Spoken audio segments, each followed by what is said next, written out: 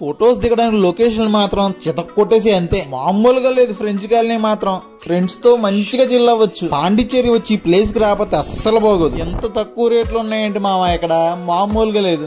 పాండిచ్చేరి వచ్చామంటే sea food తప్పకుండా try చేయాల్సిందే. చేపలు గుమ్మలాడిపోతున్నాయి.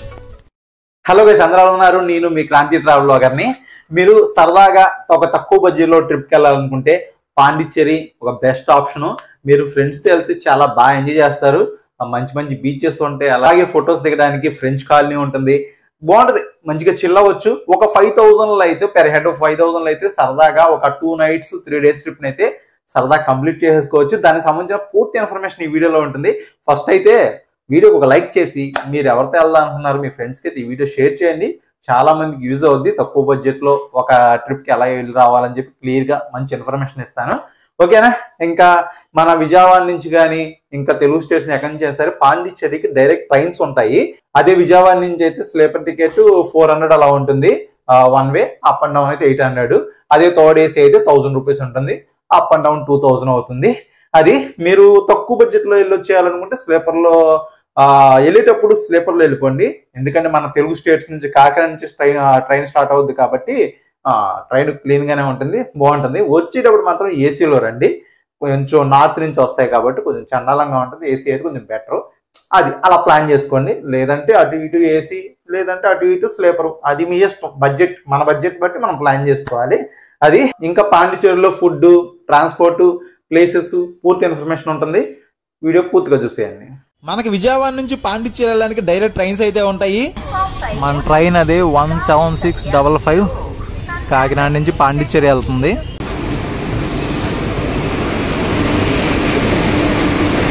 ట్రైన్ విజయవాడలో నైట్ 8:20కి స్టార్ట్ అవుద్ది. మార్నింగ్ 10 కల్లా అయితే మనం పాండిచ్చేరి రీచ్ అయిపోతాం. 11 గంటల జర్నీ టైము. ఇదే పుదుచ్చేరి రైల్వే స్టేషన్ పాండిచ్చేరిది. మనం అయితే బయటకు వచ్చేసాం. ఇక్కడ నుంచి బయటికి వెళ్తే ఆటోలు అవి చాలా ఉంటాయి. ఇక్కడ మనం మాట్లాడుకొని అయితే మన రూమ్కి అయితే వెళ్ళిపోదాం. మనం స్టే చేస్తుంది ఎంఆర్కే ఎన్నిదే హోటల్. మనకు వాకబుల్ డిస్టెన్స్లోనే వైట్ టౌన్ ఉంటుంది. ఇంకా లోపలికి వెళ్ళి రూమ్ కాస్ట్ ఎంత, రూమ్ ఎలా ఉందనేది క్లియర్గా చూపిస్తాను అండి. వస్తే రిసెప్షన్ ఇది. మనదైతే పైకి వెళ్దాం. హోటల్ అయితే పర్వాలేదు, బాగానే ఉంది. టీవీ ఉంది, బీరో ఉంది, ఎక్స్ట్రా బెడ్ ఇచ్చారు, ముగ్గురు పడుకోవచ్చు. 1500 అయితే ఛార్జ్ చేశారు. మీకు వైట్ టౌన్ దగ్గరలో కావాలంటే 1500 అలా ఉంటుంది. కొంచెం దూరంగా కావాలంటే 1000 రూపాయలు కూడా రూమ్స్ వచ్చేస్తాయి. దాన్ని బట్టి మీరు ప్లాన్ చేసుకోండి. మన హోటల్కి జస్ట్ ఒక వాకబుల్ డిస్టెన్స్లోనే చిల్లీస్ రెస్టారెంట్ ఉంది. ఫుడ్ అయితే బాగుంది. టేస్ట్ రేట్ కూడా రీజనబుల్గానే ఉన్నాయి. 200కి 250కి అయితే బిర్యానీ వచ్చేస్తుంది. బాగుంది టేస్ట్. ట్రై చేయండి ఒకసారి. మెయిన్ రోడ్లోనే ఉంటుంది. మనం పాండిచ్చేరిలో ప్లేసెస్ అన్ని ఎక్స్ప్లోర్ చేసుకోవాలంటే మనకైతే బండి కావాలి. స్కూటీయో బైక్ ఏదో ఒకటి అయితే రెంటల్ తీసుకోవాలి. ఇదిగోండి, ఇది శివ బైక్ రెంటల్స్ అని ఉంది. రైల్వే స్టేషన్ కి జస్ట్ ఒక 1/2 కిలోమీటర్ దూరంలో ఉంటుంది. ఇక్కడైతే బైక్ రెంట్ తీసుకున్నా పెర్ డేకి అయితే 350 రూపీస్ ఛార్జ్ చేశారు. 350, 400 అలా ఉంటుంది. చాలా ఉన్నాయి. మీకు బైక్ రెంటల్స్ కావాలంటే ఎక్కడెక్కడ బోల్డ్ చోట్ల దొరుకుతాయి, దానికి ఇబ్బంది లేదు. అలాగే మీరు ఇక్కడ హెల్మెట్ పెట్టుకోవాలని మాత్రం మర్చిపోకండి, పోలీసులు ఆపేస్తున్నారు ఎక్కడికెక్కడ. అలాగే మీరు ఏదైనా స్కూటీ కానీ బైక్ కానీ రెంట్ తీసుకున్నప్పుడు అయితే వీడియో కానీ ఫోటోలు కానీ తీసుకోండి. దాని మీద స్క్రాచెస్ ఉన్నా, దానికి ఏమైనా దెబ్బలు ఉన్నా తర్వాత మీరే చేశారని చెప్పి డబ్బులు లాగేస్తారు. ఇది ఎక్కడైనా జరిగేదే కామను కాబట్టి తీసైతే పెట్టుకోండి. వీళ్ళ కాంటాక్ట్ నెంబర్ కావాలంటే కింద డిస్క్రిప్షన్ లో ఉంది, చూడండి. ఫస్ట్ అయితే మనం ప్యారడైజ్ బీచ్ కి అయితే వెళ్తున్నాము. వెళ్ళేదారిలో ఇలాంటి మంచి మంచి లొకేషన్లు ఉంటాయి, అన్ని చూసుకుంటూ అయితే వెళ్ళిపోండి. ప్యారడైజ్ బీచ్ కి వెళ్తుంటే ఇక్కడ ఆగాము. ఇక్కడేం ఫిషింగ్ బోట్లు ఉన్నాయి. ఇక్కడ ఇవన్నీ ఫిషింగ్ బోట్లే. లొకేషన్ బాగుందని ఆగా, చూసుకుని వెళ్ళిపోదాం. ప్యారడైజ్ బీచ్కి ఎంట్రీకి అయితే పెర్ హెడ్ 70 రూపీస్ పే చేయాలంట. పే చేసుకొని వెళ్ళాలి లోపలికి. బీచ్ ఎంట్రీకి బ్యాండ్. ఇక్కడ మీరు స్పీడ్ బోట్ కానీ ఏదైనా చేయాలంటే సపరేట్గా ఛార్జ్ పే చేసి వెళ్ళాలి. అదిగో క్రౌడ్, అందుకే వెయిట్ చేస్తున్నారు.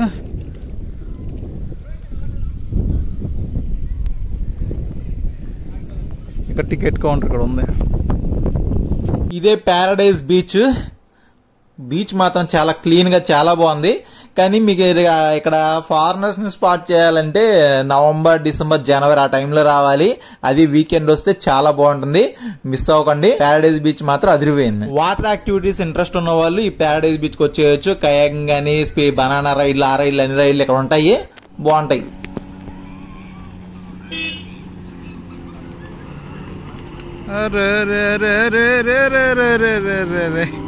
Banana ride.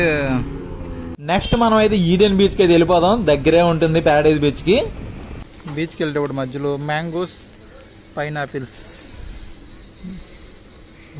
తిను బాబు తిను, తినుకుంటూ బీచ్ పోదాం.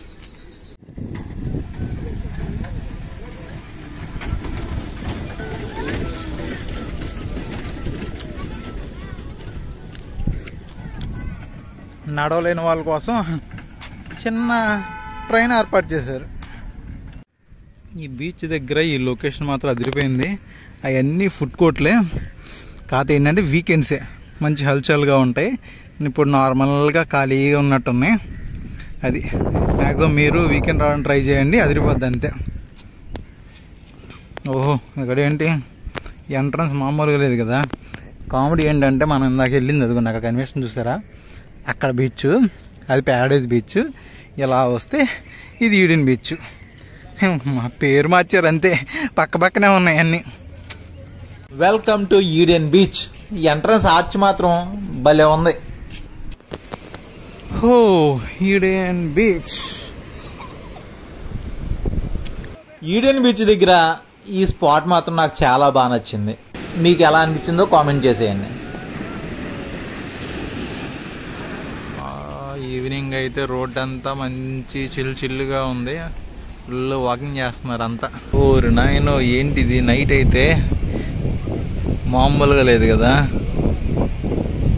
అక్కడ కూడా జనాలు సముద్రం దగ్గరికి వెళ్ళిపోయి ఆడుకుంటున్నారు రాత్రిపూట. ఇప్పుడు 7 అయింది టైము. ఫ్రెంచ్ కాలనీలో నైట్ లైఫ్ చాలా బాగుంటుంది. మంచిగా నైట్ అయితే చిల్ అవ్వండి. అలాగే ఇక్కడ స్ట్రీట్ ఫుడ్ కూడా చాలా బాగుంటుంది. ఫిష్ ట్రై చేయండి, అలాగే ప్రాన్స్ ఇటువంటి ట్రై చేయండి. డిఫరెంట్ గా ఉన్నాయి టేస్ట్. నాకైతే బాగా నచ్చింది, మిస్ అవ్వకండి. నెక్స్ట్ డే మార్నింగ్ పొద్దునే లేచి ఫ్రెష్ అయిపోయి వైట్ టౌన్ లో ఉన్న వినాయకుడి టెంపుల్ కి అయితే వెళ్ళండి. టెంపుల్ చాలా ఫేమస్, చాలా బాగుంటుంది. మీకు ఈ గుడిలో స్పెషల్ ఏంటంటే వినాయకుల వారు 2 భార్యలతో కలిసి ఉన్నది ఇక్కడ ఉంటుంది. చూసారు అంత అద్భుతంగా ఉందో అసలు ఆ పెయింటింగ్ అనేది మొత్తం చాలా బాగుంటుంది. ఇదిగోండి ఎదురుగా గుడి, లోపలికి వెళ్ళి దర్శనం చేసుకొని వద్దాం.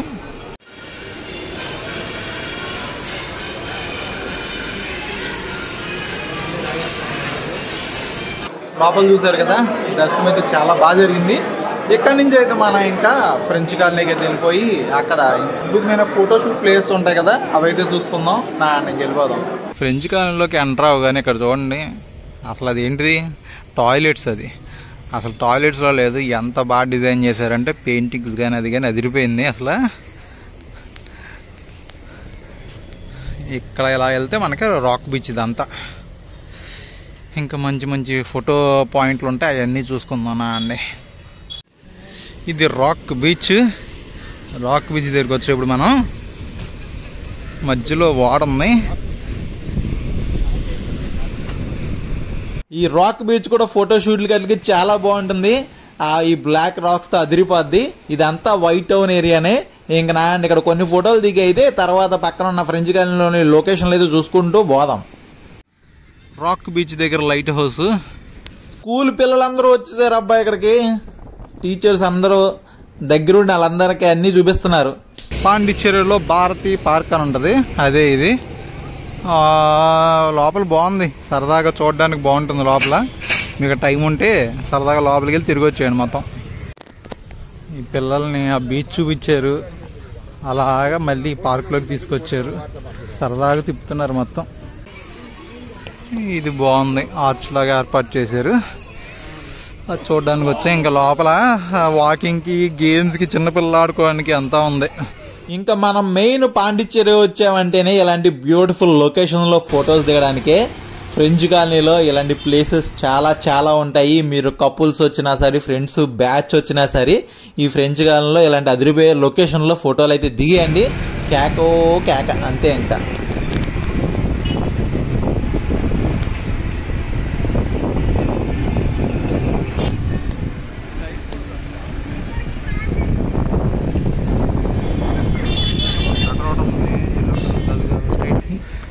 ఏ రోడ్లో చూసిన లొకేషన్లు మాత్రం బాగున్నాయి భలే.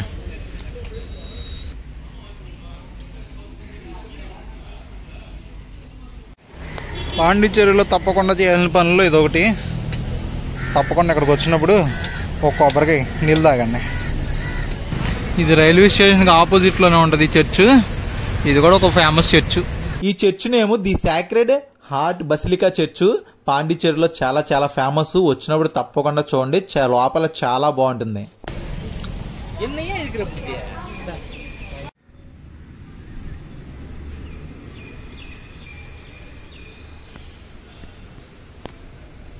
ఇప్పుడైతే మనం పాండిచ్చేరి నుంచి ఆరవెల్లి మాతృ మందిర్ చూడడానికి అయితే వెళ్తున్నాము. వైట్ టౌన్ నుంచి ఆల్మోస్ట్ 15 to 16 కిలోమీటర్స్ దూరంలో ఉంటుంది.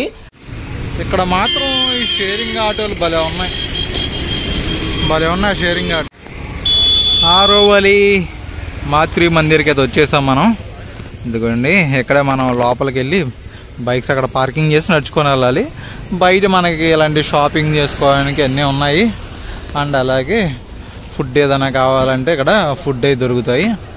ఫుడ్కి ఏం ప్రాబ్లం లేదు, ఎక్కడికక్కడ బాగానే ఉన్నాయి. అటువైపు కార్ పార్కింగ్ అయితే 150 రూపీస్. వెళ్దాం ఇంకా.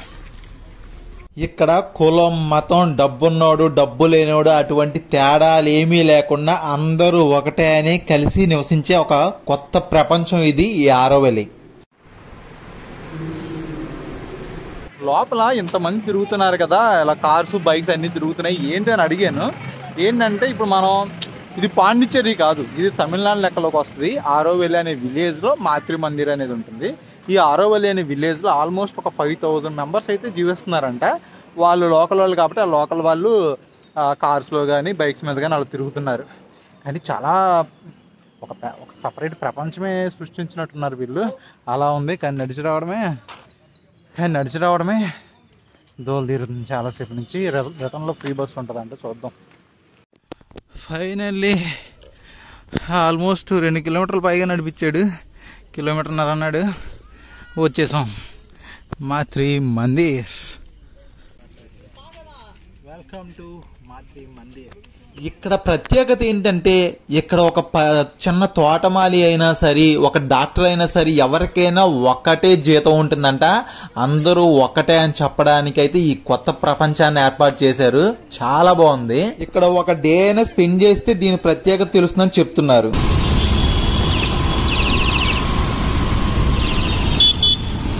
అసలు ఈ పాండిచ్చేరిలోనే ముఖ్యంగా ఇక్కడ మందు రేట్లు అనేది చాలా చాలా తక్కువ ఉంటాయి. మన తెలుగు స్టేట్స్ తో పోల్చుకుంటే చాలా వేరియేషన్ ఉంటుంది. ఇక్కడ నుంచి అయితే ఒక 2 లీటర్స్ వరకు మన స్టేట్స్కి అయితే తీసుకెళ్ళొచ్చు అని చెప్తున్నారు.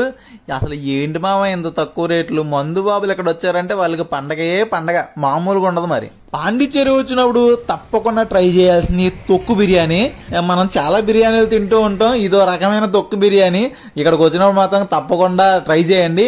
ఓ 100 నుంచి 150 రూపాయల లోపు ఉంటుంది. ఒకరికైతే చక్కగా సరిపోద్ది. అలాగే ఇక్కడ మందు రేట్లు చాలా సవక మామూలుగా ఉండవు. మన స్టేట్స్ తో పోల్చుకుంటే ఇక్కడ సగం తక్కువ రేట్లు దొరుకుతున్నాయి.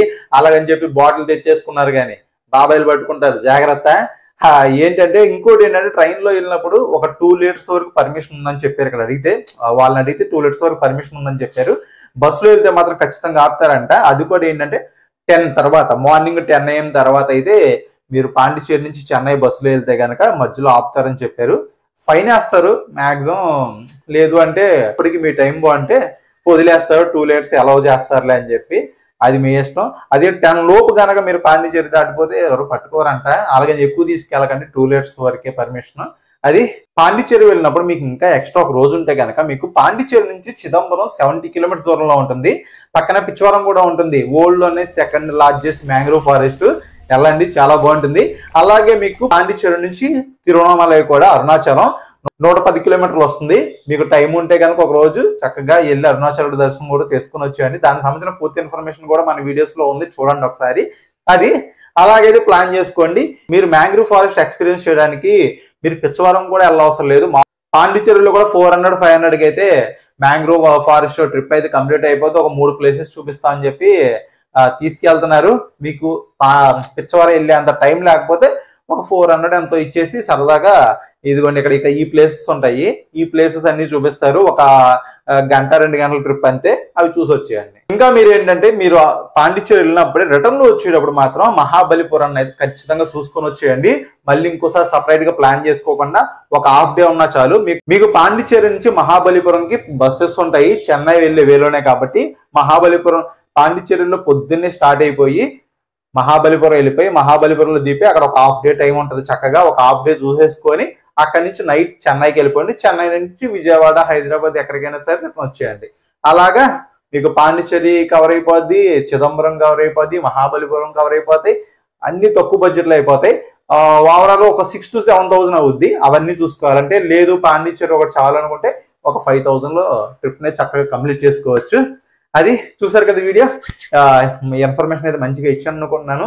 ఇంకా ఏదైనా డౌట్స్ ఉంటే తప్పకుండా నాకు ఇన్స్టాగ్రామ్ లో మెసేజ్ చేయండి, మీకు మంచి ప్లాన్ చెప్తాను. ఓకే, అందరికీ టేక్ కేర్, బై బై. మళ్ళీ కొత్త ట్రిప్తో మళ్ళీ కలుసుకుందాం.